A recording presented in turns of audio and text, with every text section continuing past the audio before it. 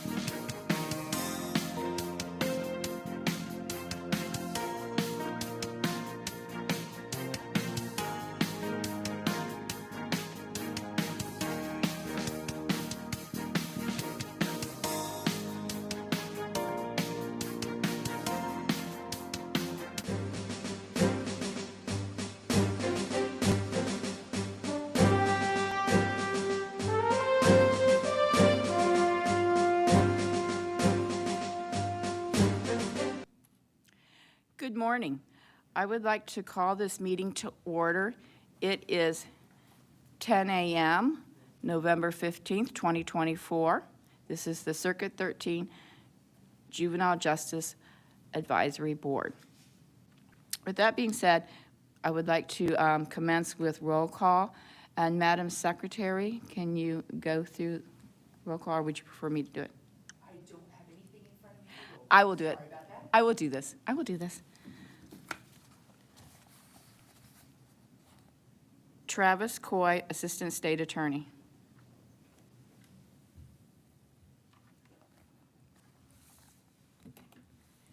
And Tina Mobley, Assistant Public Defender.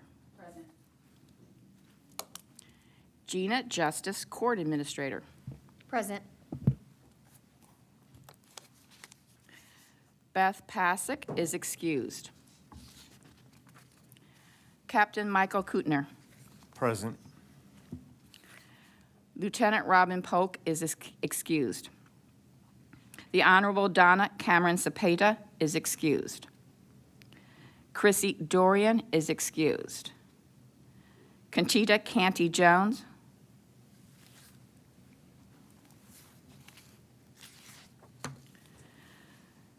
Pastor Alfred Johnson. Present.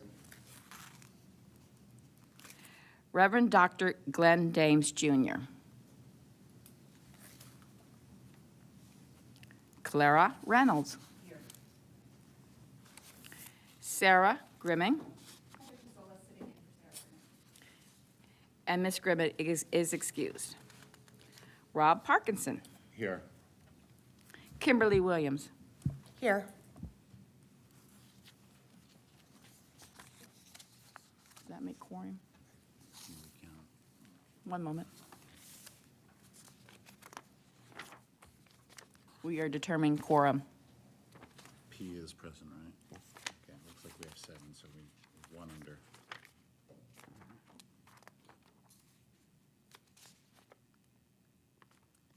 have 7. Okay, so we do not have quorum. Okay, of the membership roster, we have 7 in attendance, so we do not have quorum today. What that means is that we can conduct conversation regarding our agenda. However, we cannot vote on any issues without having quorum. If you would please stand and join me in the Pledge of Allegiance. We just got quorum. Let the record show that Travis Coy with the State Attorney's Office is present, and 8 makes a quorum.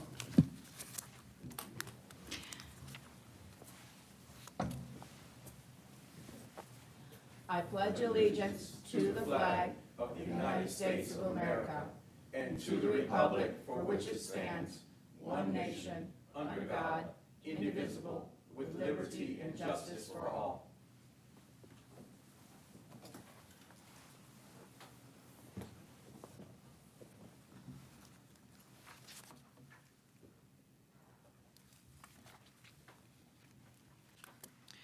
Our agenda is, I believe everybody has received an agenda today.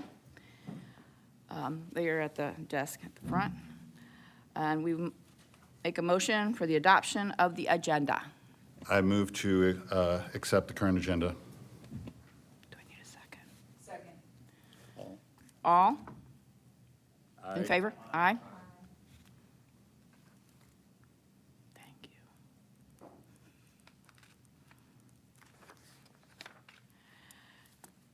Previously, the minutes of the September meeting were sent out on email distribution, and there are also copies of them for your review as well. I'd like for you to take an opportunity to review the minutes and advise of any corrections that may be needed.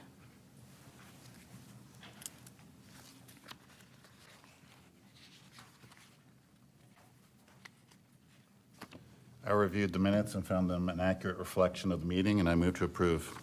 Second. The minutes are approved. Moving on the agenda to our standing business, a discussion of unfinished business. I don't really recall Any unfinished business since our last meeting was our reestablishment of the Circuit Advisory Board. Member updates. Oh, well, here we go. Department of Juvenile Justice. I'll start out with the updates. Bear with me for just one moment.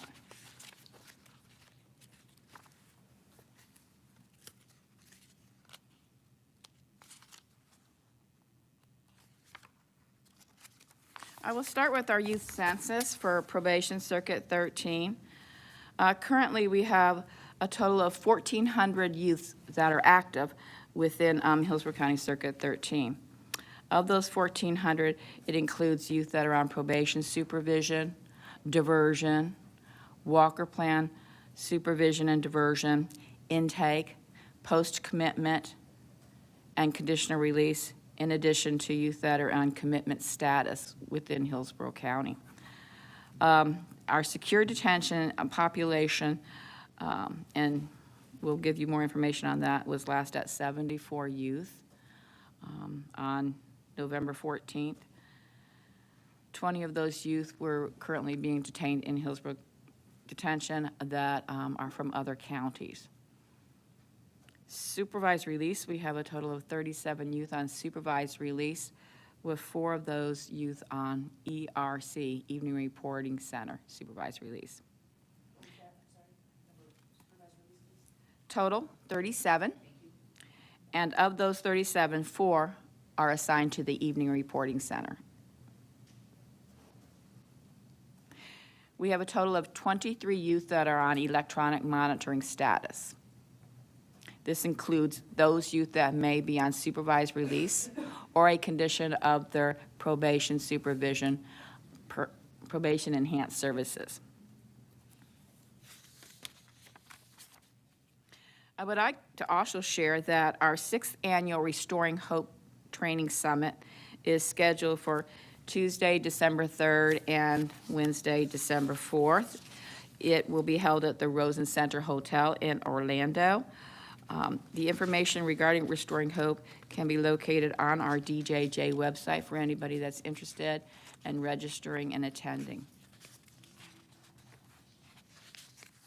Likewise, I do want to reiterate, Hope Florida is a service that's open to all families and citizens in the state of Florida.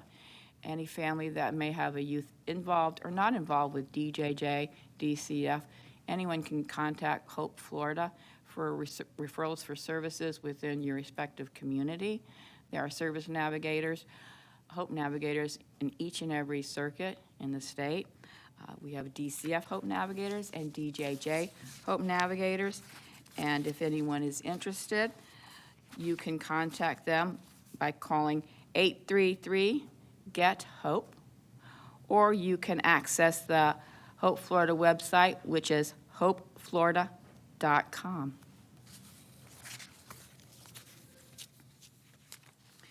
Are there any questions regarding, I should have put there, but probation updates?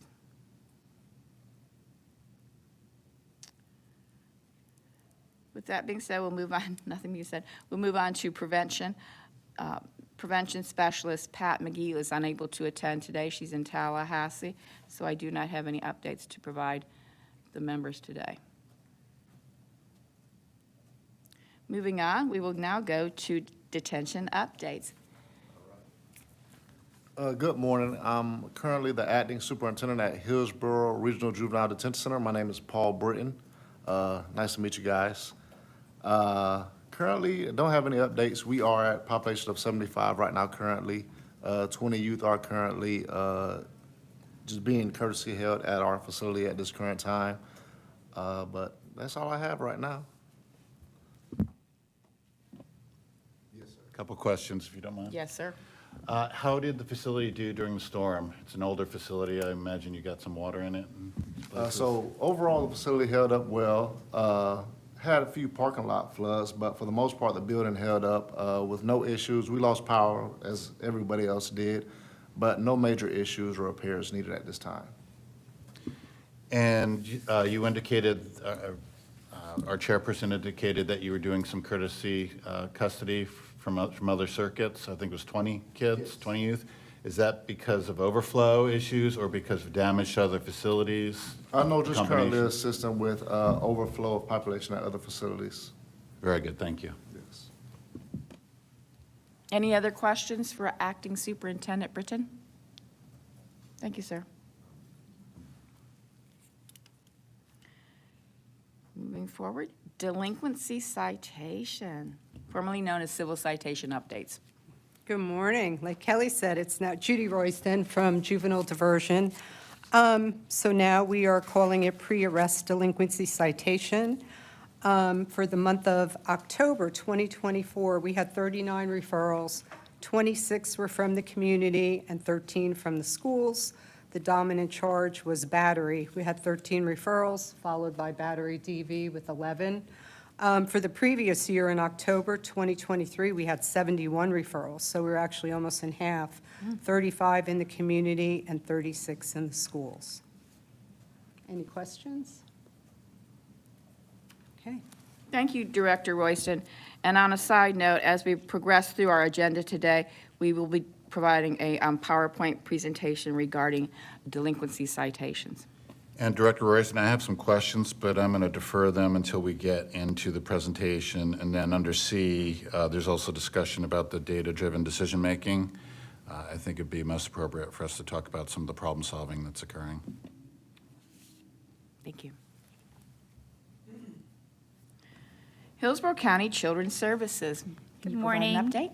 Heather Cazzola with Hillsborough County Children's Services, sitting in for Sarah Grimming. Currently in shelter, we have 3 truancy court-ordered youth. We have 8 SINS youth, 1 emergency shelter youth, and 1 domestic violence youth. That's all I have. Oh, yeah, I'm sorry, that was fast, Claire. So 3 truancy court-ordered, 8 SINS, 1 emergency shelter youth, and 1 domestic violence.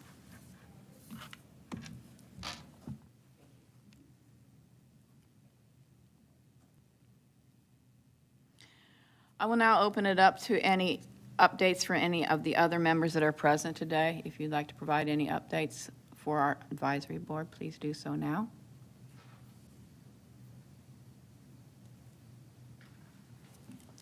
We will now move on to our subcommittee selection and membership. Should we do the PowerPoint now? Ma'am, turn to do the PowerPoint now? Yeah. Yep. Okay. We're going to go ahead and do our PowerPoint presentation.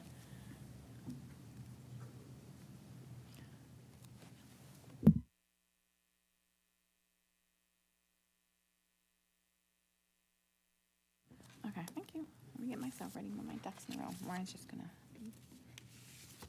Because it's being broadcast, he has to make sure they put out the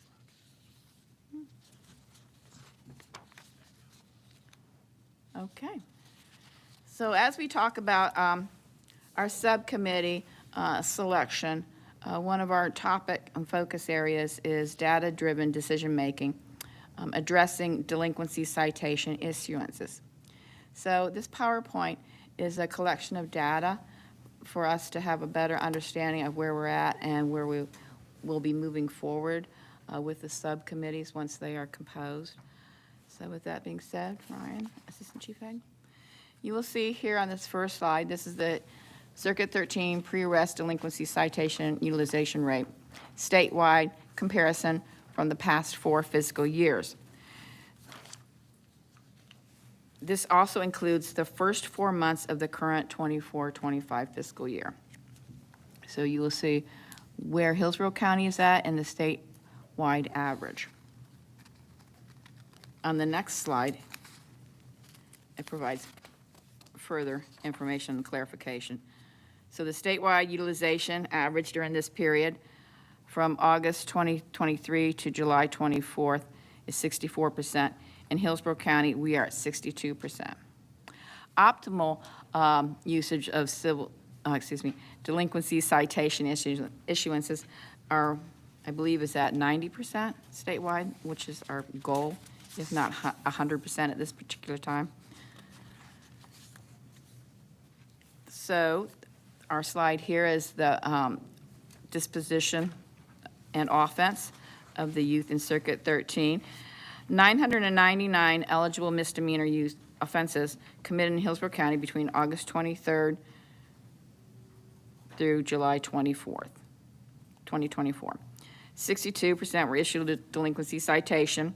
Assault and battery and petty theft topped the list of delinquency citation eligible misdemeanor offenses, accounting for 432 of the 565 citations issued during the period. That's 76%. Of 344 youth arrested in lieu of a citation, 218 were placed in a diversion program or issued court fines, and 107 youth were non-filed, dismissed, or found not guilty. The law enforcement agency breakdown that's on the screen. Hillsborough County Sheriff's Office led all agencies with 501 arrests of delinquency citation eligible youth during the period. 53% were issued a delinquency citation. Tampa Police Department held the highest issued delinquency citation percentage at 75%, which is 288 of the 383 offenses.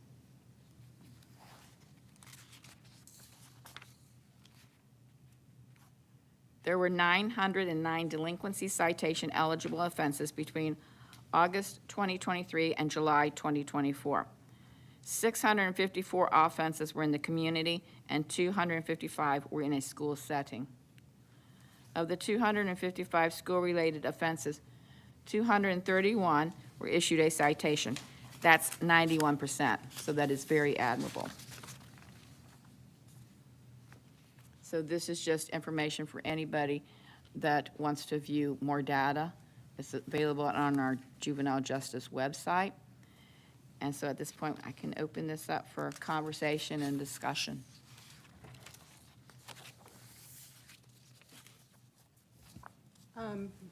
Kelly, Yes, I would like to make some comments. So please.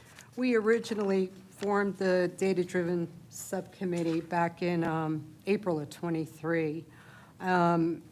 We had several member changes, but we did come up with some strategies to improve civil citation. I think when the JJ board had changes, that's when we were going to present what we came up with. But some of the things that I want to mention that we're working on, each law enforcement agency was going to make sure that their standard operating procedure matched our civil citation agreement. That has been done. Law enforcement agencies are going to provide routine training on the interagency agreement. Law enforcement is also going to ensure proper documentation is made when not issued a civil citation.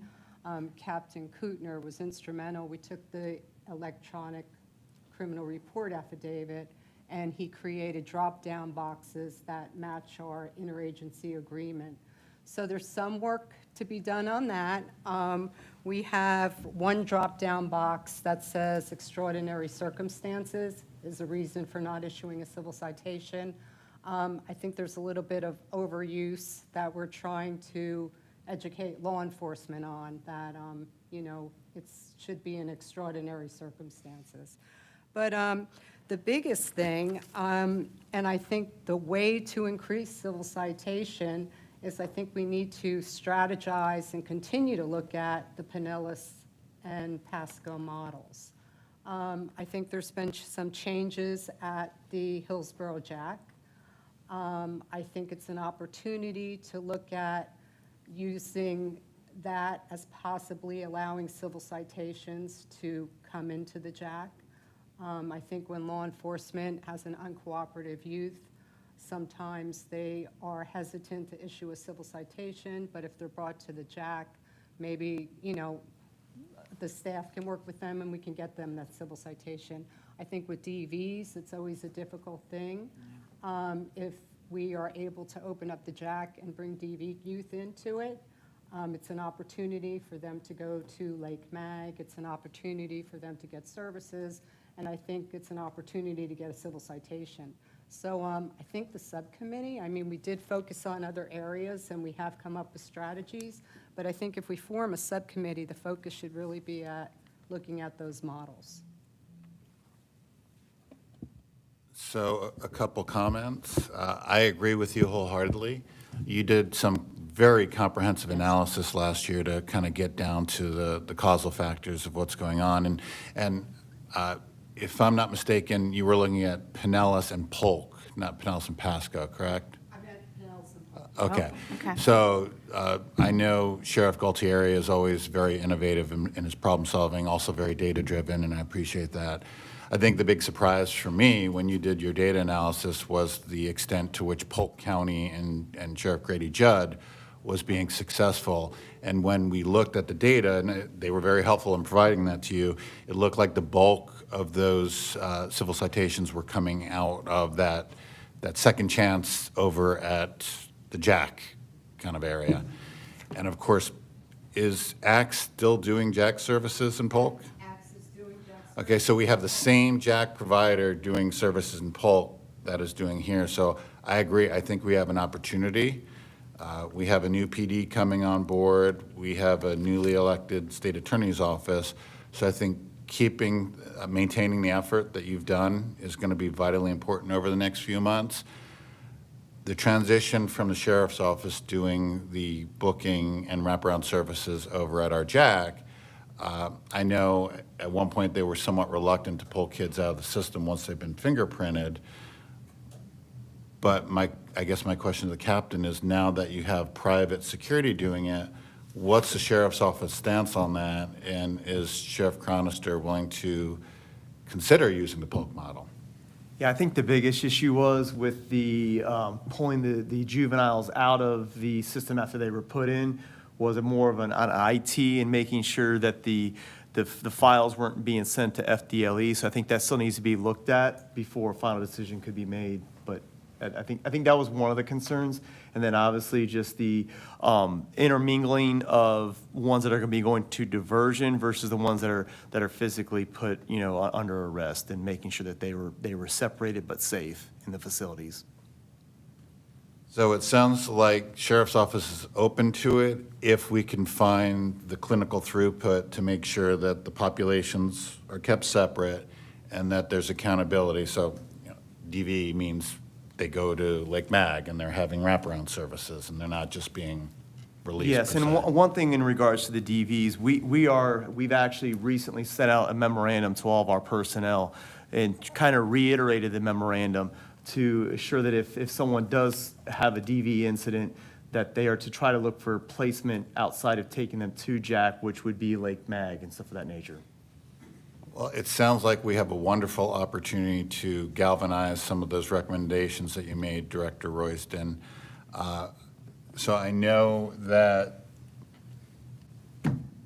our chief and chair wanted to, in addition to discussing this issue, also make sure that we still had members to serve on your subcommittee. So I guess the question is, one, are you still willing to chair that subcommittee? And your boss is okay with it? Okay. I think she is. And then secondly, I would like to volunteer to serve on that, if anything, just because I've been here for a while and can provide that continuity. And also, I'm not afraid to say some things and make sure that everyone's swimming in the same direction. So I would offer to do that. And of course, we definitely need Antina on it, and we definitely need Travis on it, and we definitely need the captain on it. Is there anyone else that wants to serve on that data committee? I would like to ask Harry Goodrich, the JAC director, to serve on it, and I also think someone from Lake Mag should serve on it. Perfect. I won't speak for Sarah, but I'll speak for Sarah that we will have representation Well, on I it. see Sarah's boss back there, and he's saying yes. Sarah would want to be on it. Okay. And I'll talk with you after that, and I think there's some things that we can do in regards to showing up at roll calls. I think that's something that we've done in the past, just so that they understand. They can't hear you on loud.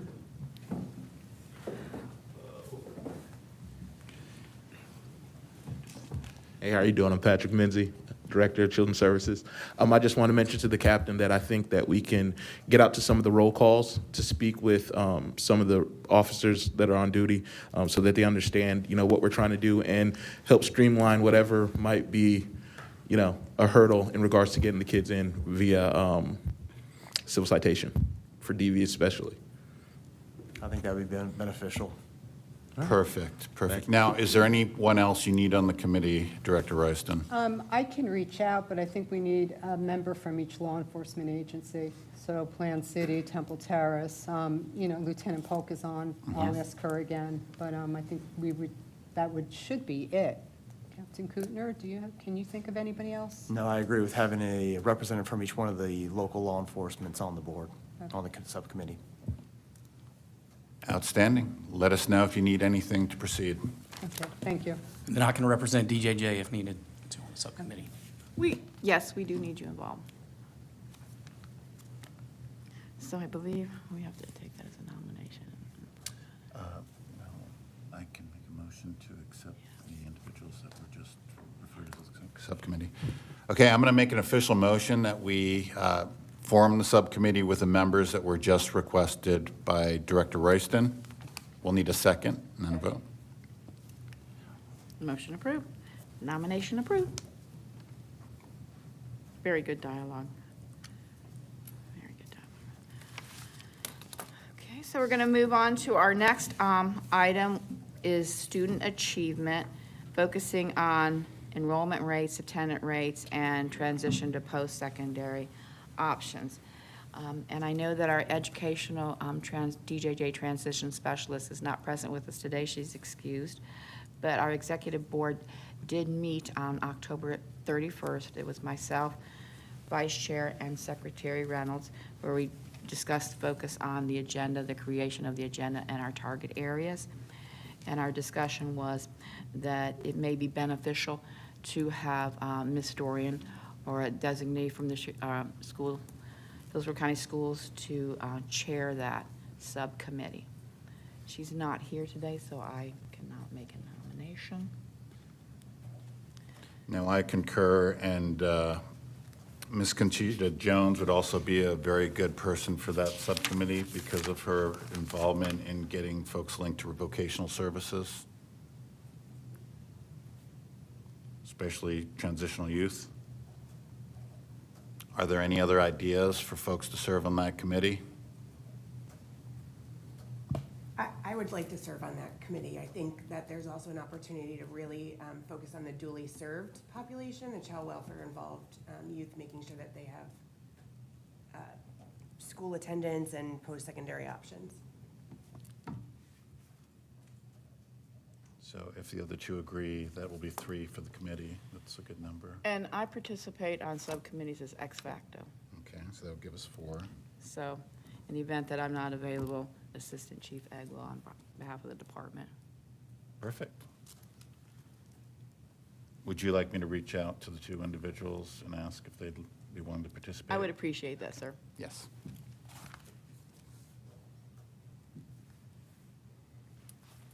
As we look at school, the data and all that, we felt it would be beneficial.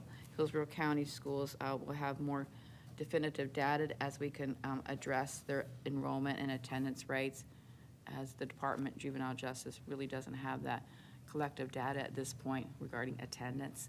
We do have it for enrollment, but at this point, that's what our limitations are. So we feel that the school department, Hillsborough County Schools, will be able to gather more information for us as we drill down into having increase for enrollment, attendance, graduation, and hopefully post-secondary exploration.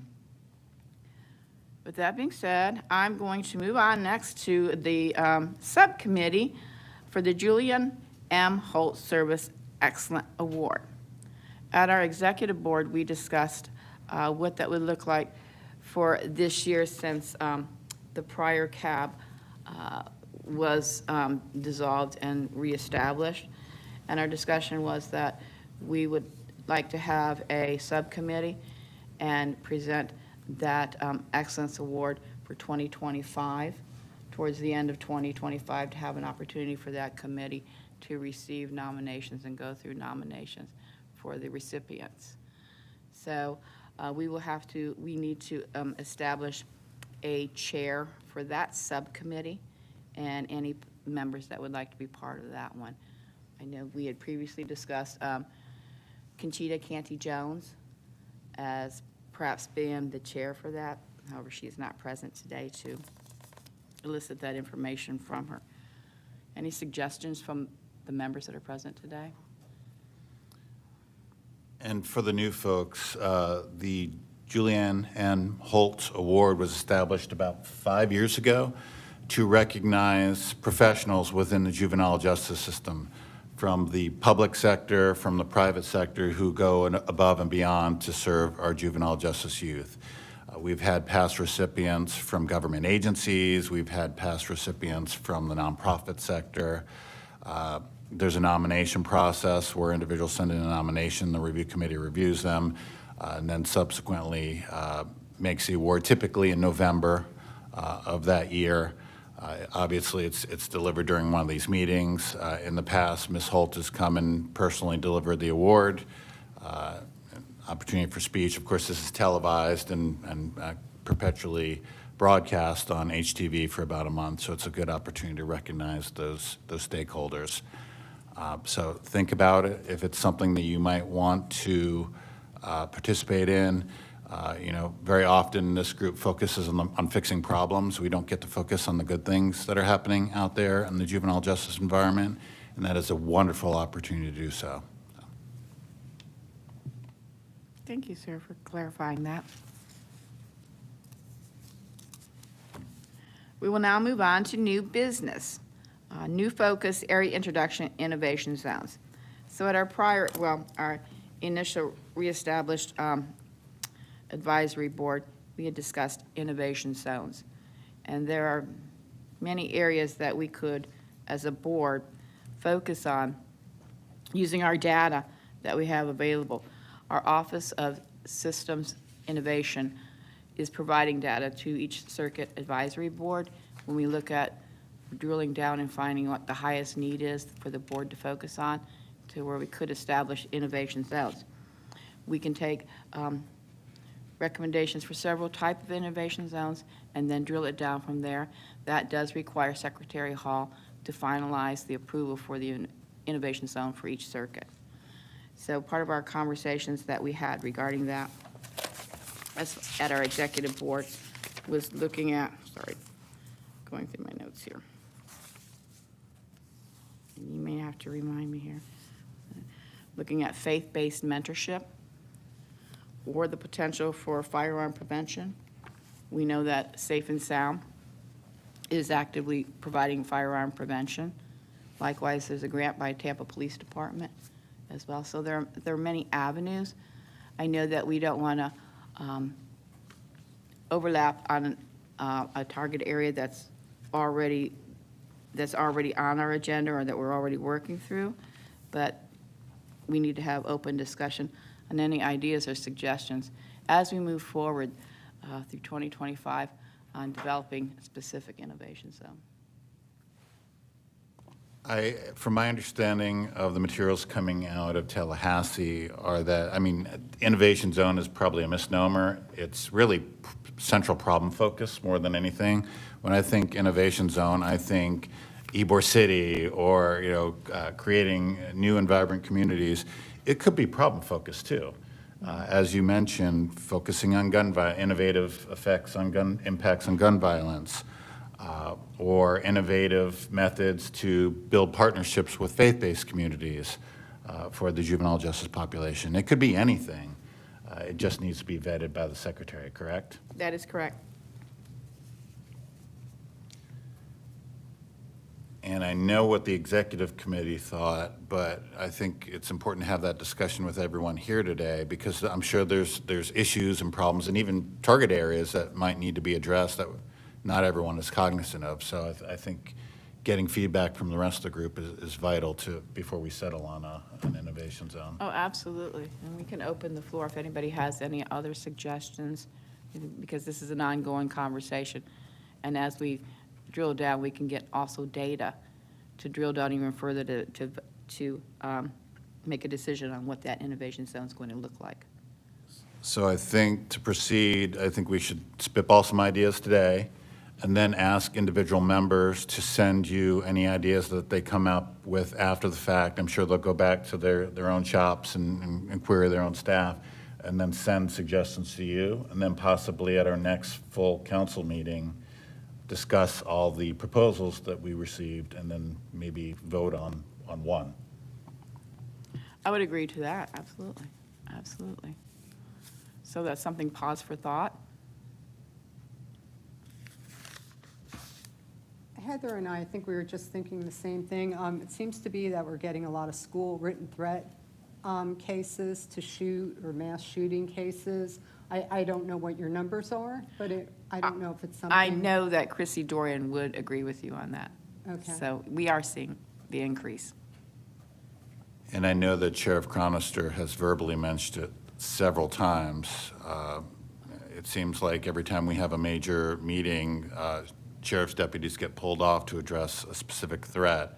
So that's a really good idea. It was combined. Excellent. Pastor Johnson has some comments. Yes, yes. Yes, sir. I'm wondering, so the Department of Education, through the Florida School Choice Program, has inspired a bunch of these private schools throughout the county and throughout the state. We're dealing with hundreds of thousands now of those kind of students, and then, of course, the schools. The criminal outcomes of students that come to those schools. Of course, I run a school in Grant Park, and most of our students were Title I students. They came to our school. They were dealing with the similar issues as most of the low-income public schools deal with. But our experience, our methodologies have reduced fights to almost nil. And I'm wondering if other private schools that are religious in nature are experiencing the same outcomes, and should not that data be compared with other data to determine whether or not we should encourage faith-based schools in our county in a big way, and maybe even some of the content of what we're saying we shouldn't try to encourage by one means or another.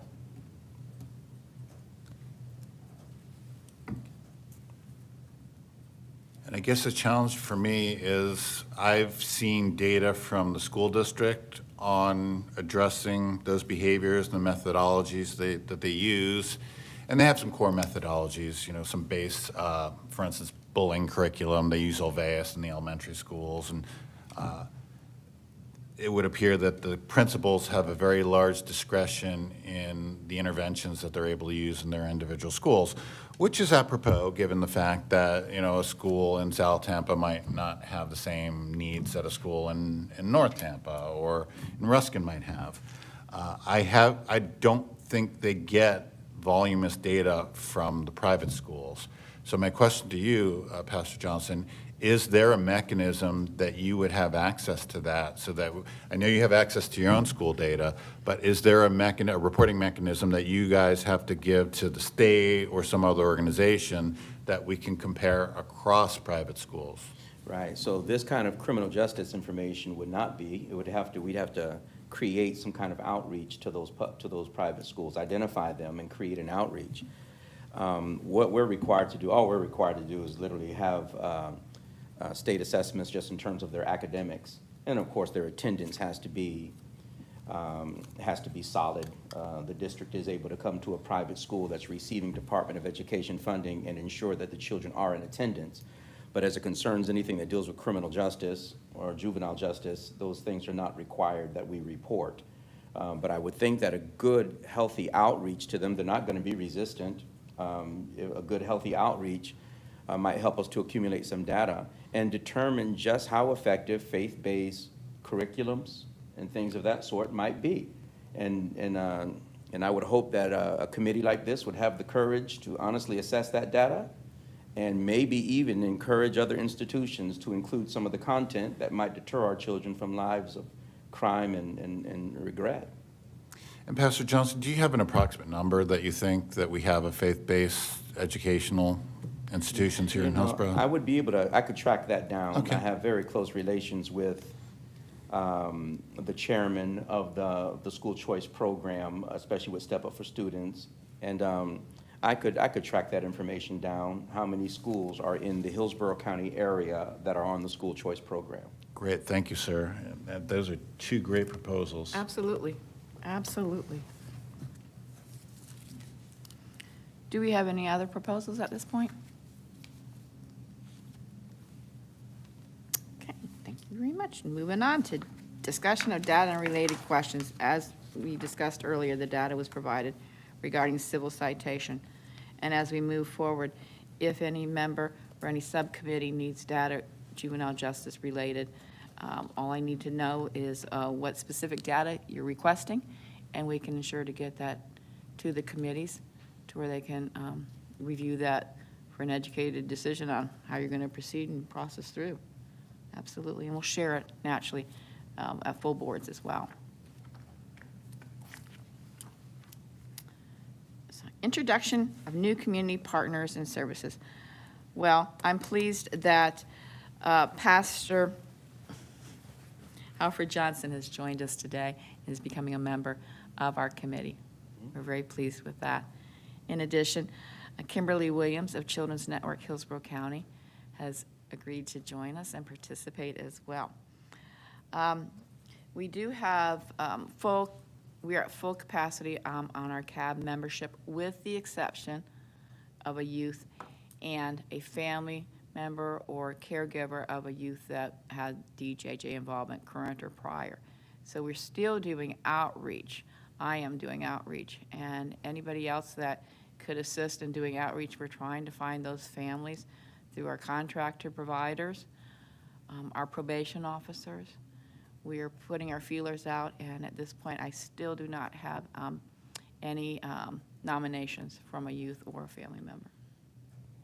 So Chief Hammersley, correct me if I'm wrong, but that could be past juvenile justice system involvement. Absolutely, it too, does not need to be current. In fact, it's probably preferable that it was past juvenile justice And it can involvement. be any type of involvement, from prior civil citation all the way up to full circle reentry.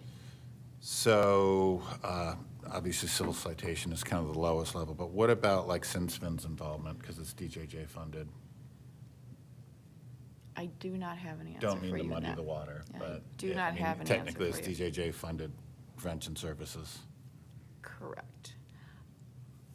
I do not have an answer, as we also provide funding to other entities that the child is not involved with DJJ at all. Boys Club, Girls Club, et cetera. That's a good point. Yes. That's a broad net. It is. Hi, Yes. this is Gina. I just have a quick question. Have offers been made as to family member or former youth participation, and they've been declined, or? No, no not yet? offers. I have not received any at this point. We've historically had issues filling those positions, and when we do, they're unable to stay on for long periods of time. Kids, things change with kids. They change schools, they graduate, so getting them to be longitudinally involved has been a challenge. At one point, we actually had 2 kids, and we were able to alternate their presence. Yes. But again, very challenging, and you know, the parents, again, life is hard, and we all have to work and do things out there, and, you know, coming to a meeting on a Friday during a work day has been a significant challenge. But I know that civil citation has tried to get the word out. I know that you guys have tried to get the word out. I know in the past, we were able to do Bright Futures letters as volunteer work for the youth. We've been pretty creative in trying to solicit participation, but it has been a challenge. But we will not stop. We will continue going forward. I did receive information from one of our providers that they may have a youth that could possibly want to participate, and that's where we're at right now. So we're going to continue to pursue. Yes, Gina? I was just wondering, as a follow-up, whether or not perhaps remote participation might be permissible for those individuals. I know obviously the goal is to get everyone here in person, but in order to entice membership and participation. Maybe if that could be an option exclusively for those members, it might be helpful. And then secondarily, I'm wondering, maybe among the USF population of students, that there might be individuals who are interested in civic careers down the road and who might find this an opportunity for them to engage in a manner that might be of benefit long-term, assuming they had the qualifying factors that would make them eligible. And I would be in agreement for a remote option, absolutely, for those designees, making our membership, our board available to them with their timeframes and all that. And we do have the technical capability. The county uses a Teams solution for virtual presence. We had just shifted away from that in the last 6 months, 8 months, because sometimes with those virtual meetings, people aren't as actively engaged as we would like them to be. But obviously, this is certainly a unique situation. But we do have the technical capability, even if you or I don't. But I have a staff member who's well-versed in Teams, and I'm sure if I buy her Eddie and Sam's Pizza, I can get her to come on Fridays. So. Yes, I think we should really strongly consider that option. I know that when we talk about the remote and the Teams virtual, that also it's a matter of quorum. If they drop off the call or the Teams, then we do lose quorum. If we were, it's that that number that determines quorum or not. So, but it's worth a try. It's worth a try. Good. Thank you so much for that. Yes. Within the Department of Juvenile Justice, the records that they have at the different centers, are those records broken down in terms of family structure? Or in other words, if, from single-parent homes to the married families? Because, of course, the married families, having 2 adults in the house, they may be able to share some. It makes it a whole lot more easy to break away from the home, to come to meetings like this, or to take care of some other kind of job opportunity. So I'm wondering if there might be fathers or mothers available within looking at that group. If you try with a single-parent mother or father, their time is going to be much more stressed than the ones that have 2 parents in the household. Mm-hmm.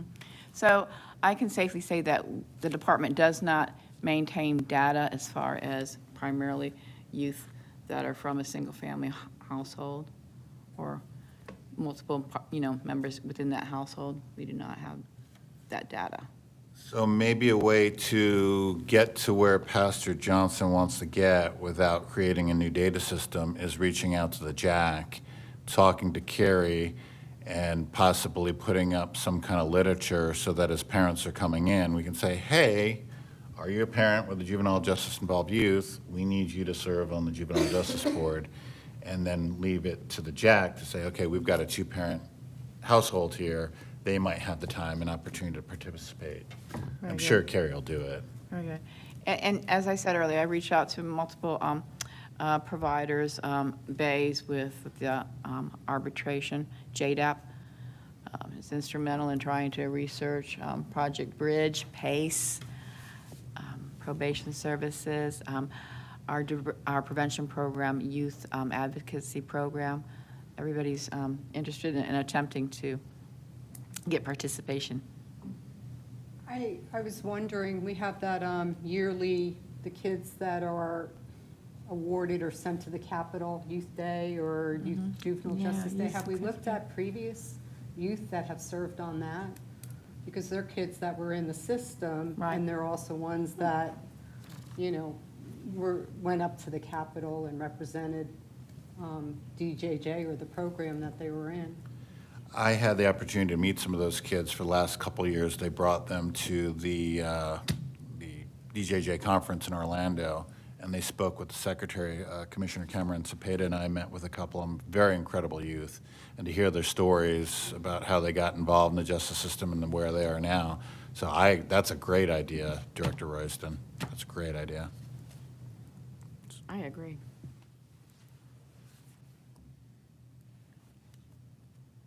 Check on that, research that. I believe there is an age requirement for the youth, that they must be, I don't have that with me at this point, 18 and under or 19 and under, something of that nature. I don't recall. Yeah, there is an age requirement.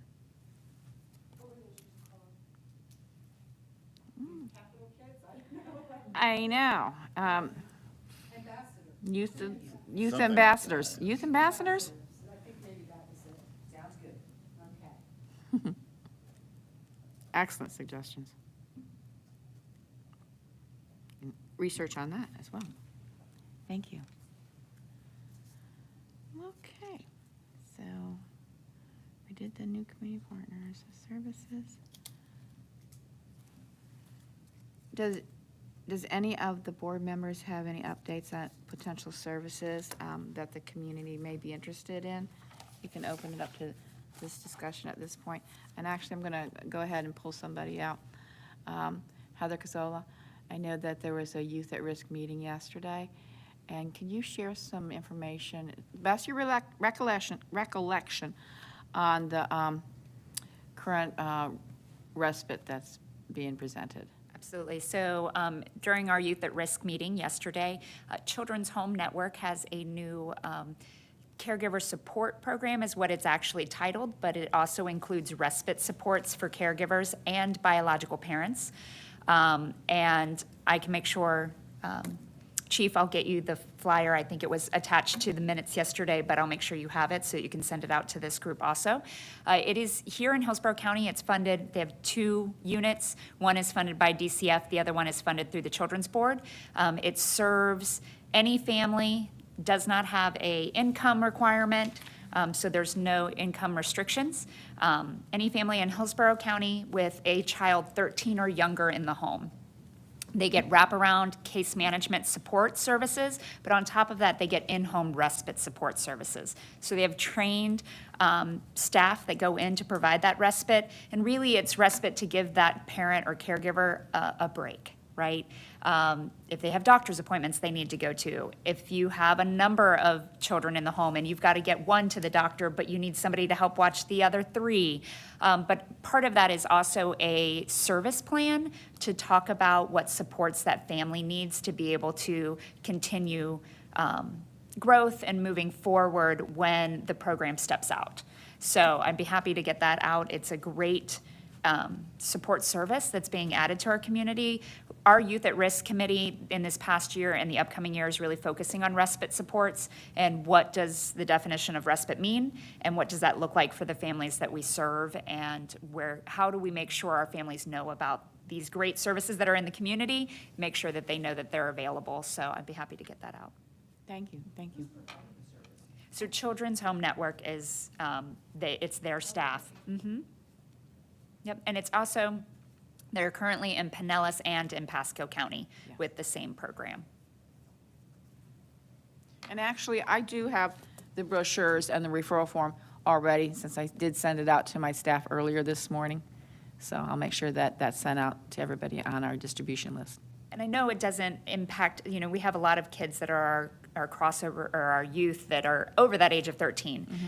But a lot of those families do have younger kids too. Yeah. So if mom's got to take time to go to a court hearing or go to a psychiatric appointment with the older kids, having somebody that can come in and help support the younger ones so that the parents can do what they need for some of the older siblings in the home is also a purpose for this program.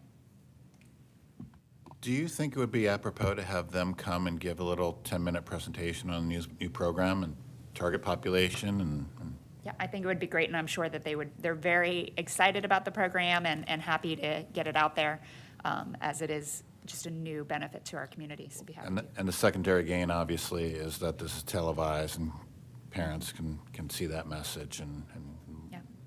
What are the qualifications for those that are providing the respite? I would have to ask them I know that there's training that goes into, they do behavioral therapy training, also RBT training for some of the respite providers that are going into the home, and their background screened. So I know that those are the basics, but they would be able to provide the specifics as to what that training looks like. Yep. And Chief, I'd be happy to give you the contact information for Denise. I'm sure she would love to come. She's the one who spoke yesterday. If you would, please. Yes, absolutely. I may have it, but just on. That's okay. to be I'll make safe. sure you get it over. So I think it'd be great to get an update on that new program. I also think, in the next couple meetings to get an update from Bays on their family-based cognitive behavioral program, which was doing really, really well. Started, was it last year or the year before? So they've been part of the Hillsborough County Community Collaborative for the last we're going into our third year, so functional family therapy. Right, right. Yep, absolutely. And things are still going strong, Yes. to your knowledge? Yes. Awesome. And, you know, early on, that program was really effective at those dual system kids, addressing those dual system kids and some of the parental issues that we were having too.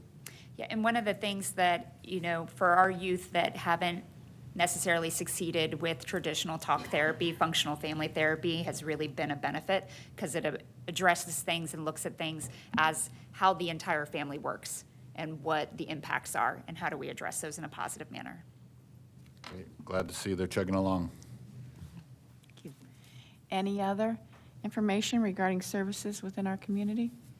Updates on that? Assistant Chief Ed, can you go over there and see if I have any public comments?